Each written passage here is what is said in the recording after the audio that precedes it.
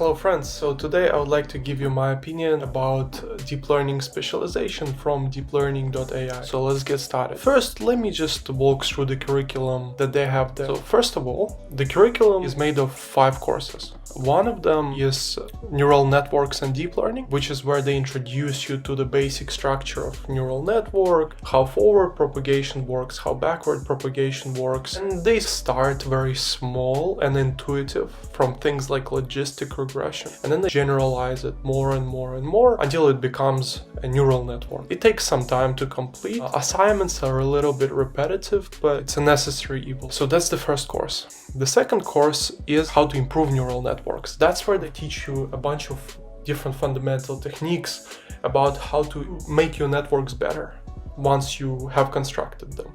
The third course in the series is how to structure your projects. So assuming you start some project about image recognition system, how would you go about implementing it? What are the technicalities? So this is sort of big picture view of how machine learning projects are structured. And then we zoom in course 4 into convolutional neural networks, where you learn about a particular trick, which is convolution, and how it's been used in image recognition, image verification, image classification. Just it's a bunch of applications of deep learning on images. And then you have sequence models, which is sort of how do you apply deep learning to audio and text and so on. Okay, so now let's answer the question. Should you take this course? The answer depends. It depends who you are, where you are at, what do you want to achieve. Okay, so first, I don't think I'm in a position to give any advice who should and should not take it, but I can just reflect on my own experience. So I definitely can see that this course is not for beginners. So you definitely need to have some familiarity with programming, preferably with some math, some statistics, with some computer science. At least the basic familiarity, basic understandings. So you have some idea about computers, about math, about stats. So it's not for beginners. It's not for somebody who just graduated high school with no background. Well, at least in my opinion.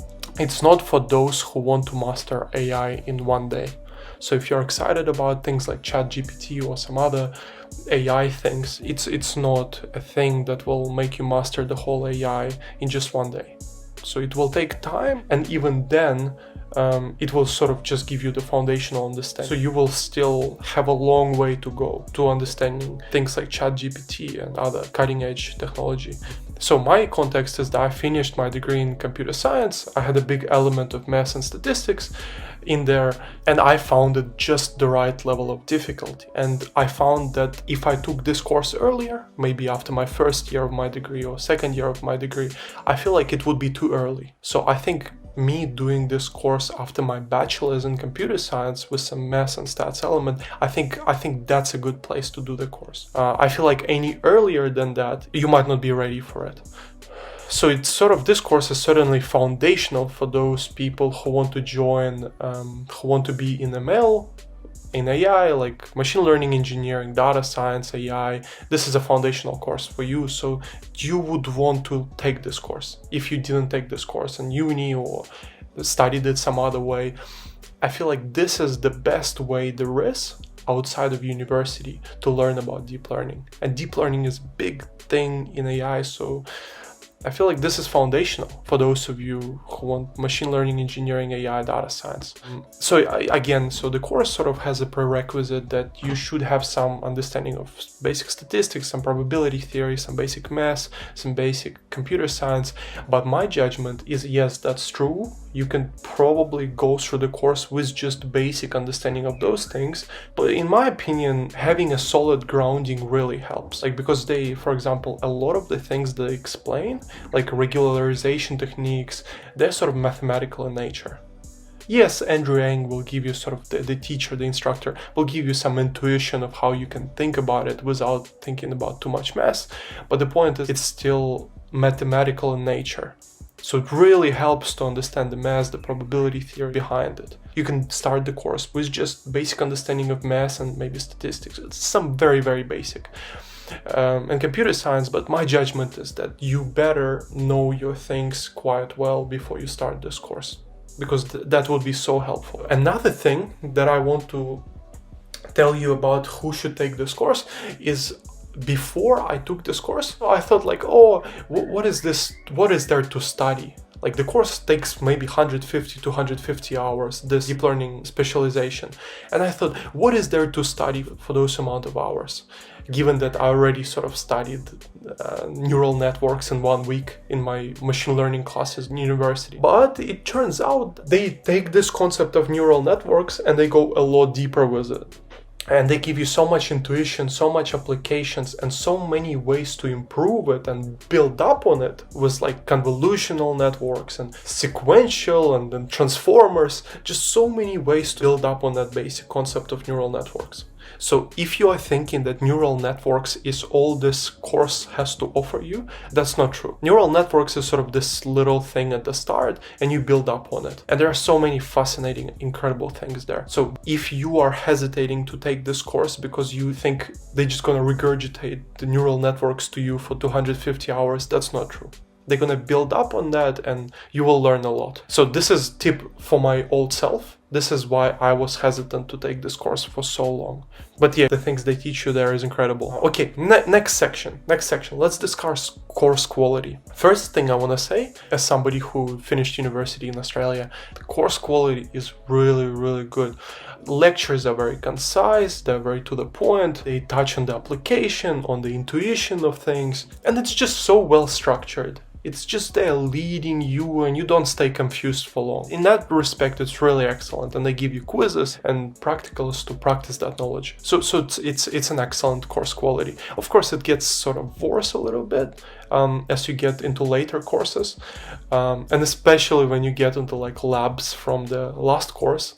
But it's good. It's really good. It's pleasure to go through it, and the assignments are sort of trying to be fun, so it's really good. But from what I understand, it's like 70 hours worth of lecture content alone. It's like when you go through so much materials, it sort of becomes painful at some point. You feel like the knowledge is forced on you. Just it keeps knowledge, it just keeps coming. It's sort of painful to go through those later lectures. The way I thought about it is it's sort of necessary evil. That's difficult, but I just have to push through it. But an alternative approach is you could just combine this course with a project.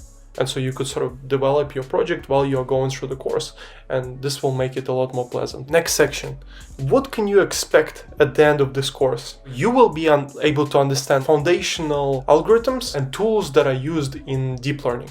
Another big thing is you will have an intuition about those tools, techniques, and algorithms. So you'll have a way of thinking about them, as opposed to just you memorizing the algorithm. You'll have a way of sort of thinking about them, like with analogies, to make it interpretable, to make this complex mathematical thing as something interpretable, something you can reason about and think about and make some judgments about. You'll also understand lots of real-world applications through assignments and lectures. They walk you through some real-world applications, whether it's music generation or other things. The next thing you'll be able to do after completing this course is you will be able to implement most of those algorithms from scratch, which they discuss. So basically you will have that deep level of understanding that you understand the thing, you can implement that thing, you can think about that thing with intuitions, and you know real world applications. So another thing, you can expect this course to take a while for you to complete. So it took me a couple of months, and I spent a lot of full days doing the course. And while the course expectation is 150 hours to complete, it took me 250 or 300 hours because I wanted to understand it deeply, as opposed to just skimming through things. The thing that this course does not provide is you will not become a practitioner of this technology. You will not become AI expert.